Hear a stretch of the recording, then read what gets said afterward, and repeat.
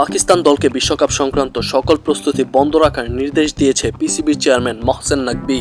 মূলত বাংলাদেশকে সমর্থন জানিয়ে এই সিদ্ধান্ত নিয়েছে তারা। সেই সাথে বলা হচ্ছে বাংলাদেশ সংক্রান্ত এই সমস্যার কোনো সমাধান না হলে বিশ্বকাপে অংশগ্রহণ নিয়ে নতুনভাবে ভাবতে পারে পিসিবি।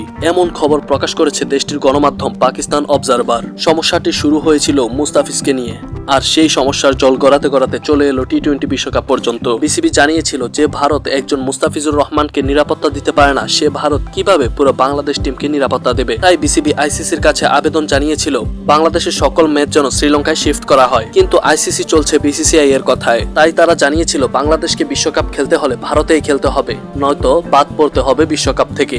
তারই জবাব দিল পাকিস্তান। পিসিবি চেয়ারম্যান জানিয়েছে বাংলাদেশের দাবি না মেনে বাংলাদেশকে বাদ দিলে বিশ্বকাপে অংশগ্রহণ নিয়ে পাকিস্তানও নতুন করে ভাববে। দর্শক, আপনাদের মতে পাকিস্তানের এই সিদ্ধান্ত নেওয়া কতটুকু যুক্তিসঙ্গত এবং পাকিস্তান কি প্রকৃতপক্ষেই বাংলাদেশের আসল বন্ধু? কমেন্টে আপনার মতামত জানান।